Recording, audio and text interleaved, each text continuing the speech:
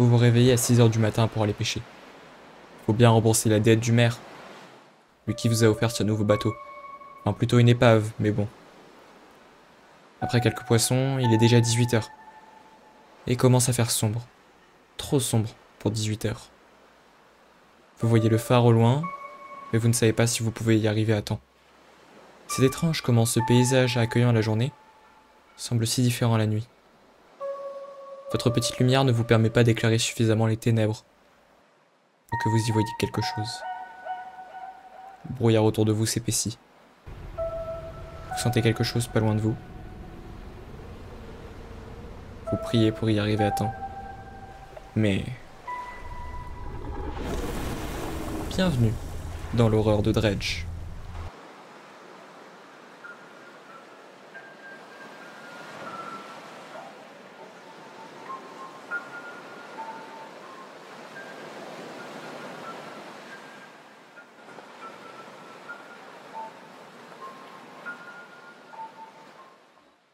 Dredge est un jeu indépendant développé par Black Salt Games et publié par Team 17. Vous l'avez compris, c'est un jeu de pêche, mais pas comme les autres. Alors pour comprendre la subtilité de l'horreur de Dredge, embarquez avec moi pour draguer les profondeurs de ce jeu. Tout commence un matin. Après s'être perdu dans la brume, notre bateau vient s'écraser sur les rochers. Heureusement, on nous retrouve à la Grande Moelle, une île avec pas mal d'habitants, où le maire vient nous donner un nouveau bateau en échange d'une dette à rembourser. Alors on fait la rencontre du poissonnier, à qui on vend nos poissons, et à la charpentière, qui permet de réparer notre bateau en cas de dégâts, ou de l'améliorer. Et arrivé à la première nuit, deux choses vont vous frapper. Déjà la première, c'est qu'il y a une grande lumière rouge qui semble sortir des profondeurs. Et la deuxième, c'est que la nuit, tout est plus étrange. Déjà, il y a cet œil, qui à chaque fois s'ouvre de plus en plus au point d'être paranoïaque. Puis il y a ces poissons. Ça, ce sont pas des poissons normaux. Non, loin de là. Mais ils valent beaucoup plus cher. Et le poissonnier se demande quel goût ça a. Une fois qu'on lui en rapporte un, la boutique ferme. Pas le choix, il va falloir explorer les alentours en attendant. Déjà, on a un collier étrange à rapporter à quelqu'un du nom de Docker. Une fois le collier étrange apporté, on se dirige vers l'endroit où il y avait une lumière rouge la nuit.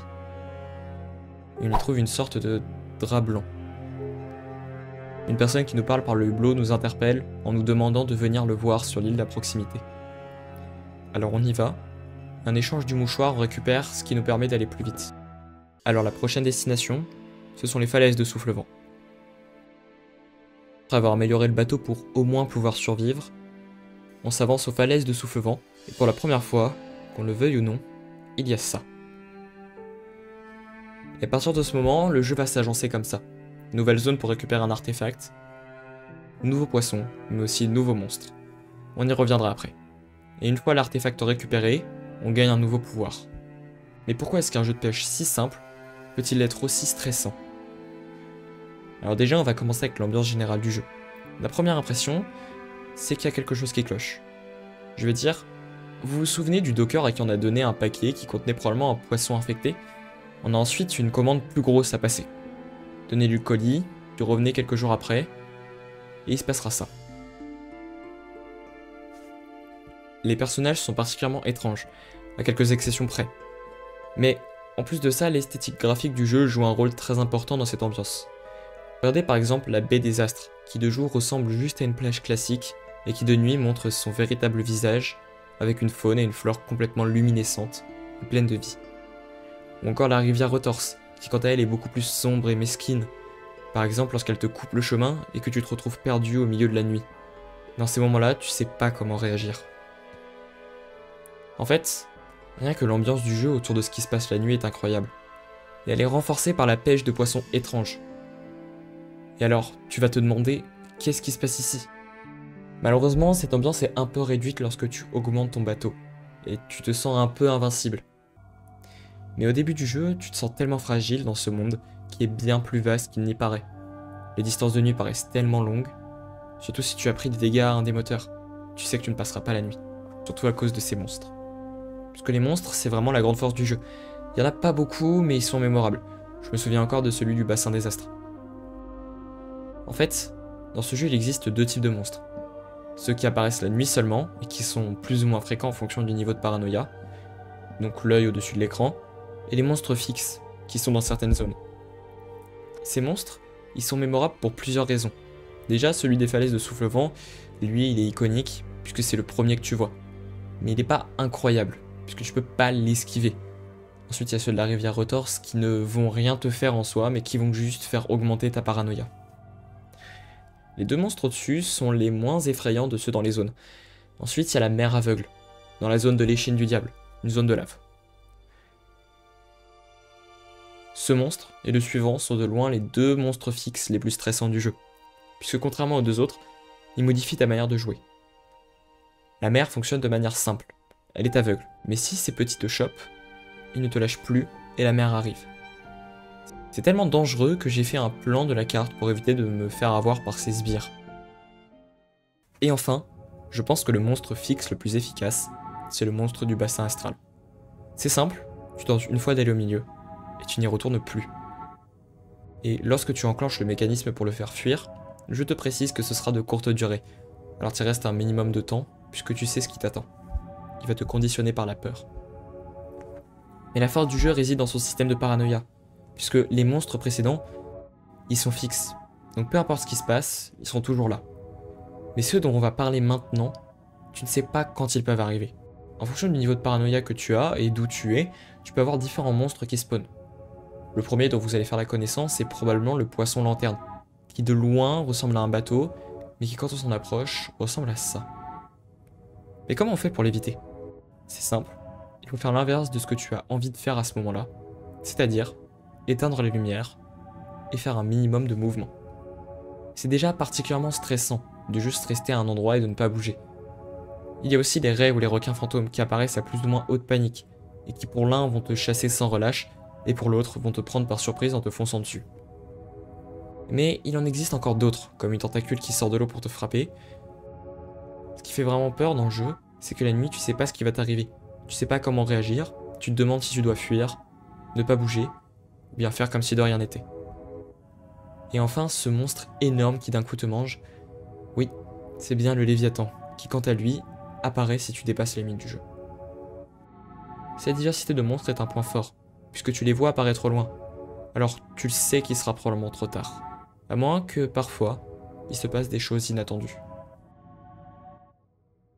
Mais pourquoi ce jeu peut être considéré comme de l'horreur psychologique? En plus de la paranoïa qu'il provoque, c'est avec sa fin. Mais vous allez me demander, comment est-ce que une fin de jeu, ça peut faire peur?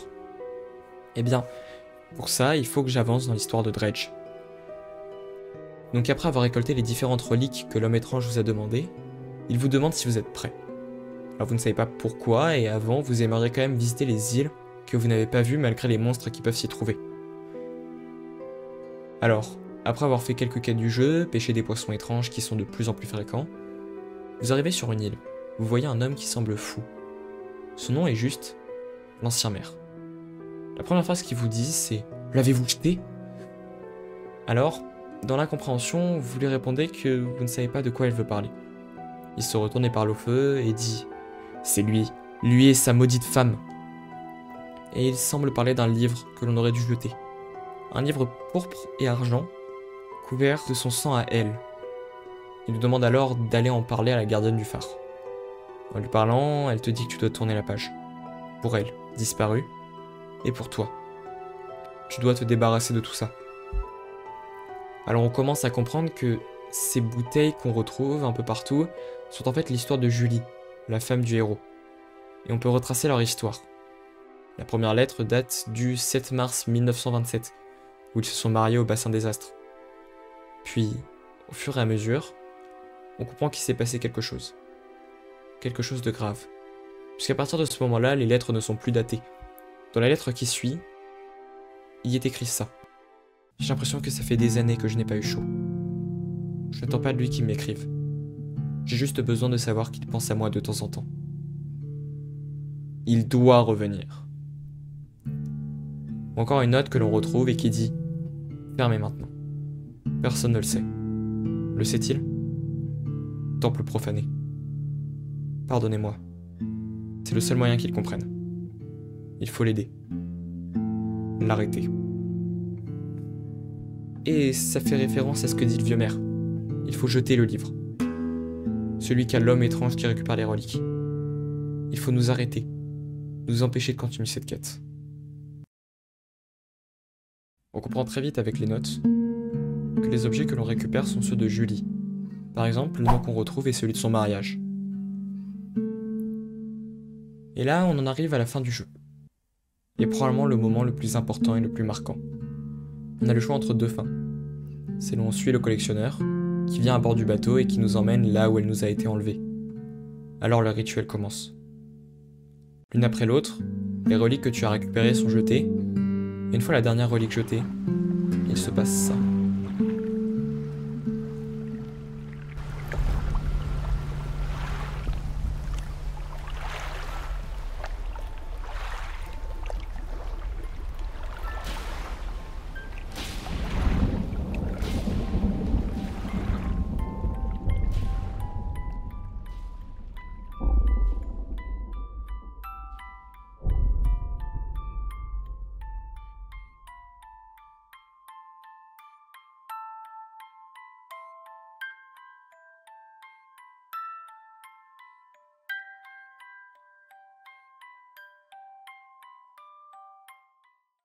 Mais ce n'est pas la seule fin du jeu, puisque si, comme dit juste avant, tu vas voir la gardienne du phare, tu peux ensuite aller voir le collectionneur, et cette fois, si tu t'avances, tu peux donner un coup de poing. Et tu brises le miroir. Oui, le collectionneur, c'est toi. Jusqu'ici on pouvait avoir un doute, si c'était un membre de l'équipage lorsque la tragédie est arrivée, mais non, c'est bien toi dans le miroir. À ce moment-là, tu as encore le choix. Tu peux détruire le livre pour sauver le village et faire comme ton conseiller, le maire et la gardienne. Mais c'est précisément à ce moment-là qu'il peut y avoir une troisième fin.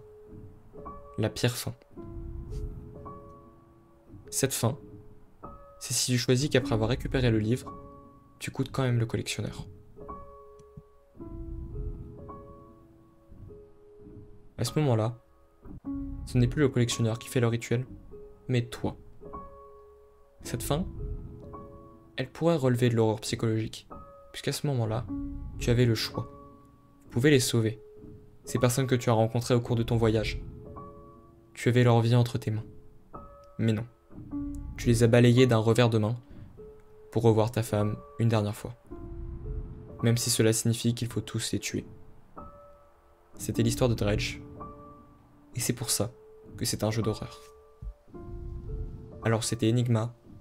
Merci beaucoup d'avoir regardé. Abonnez-vous, likez si ce n'est pas déjà fait, et prenez soin de vous.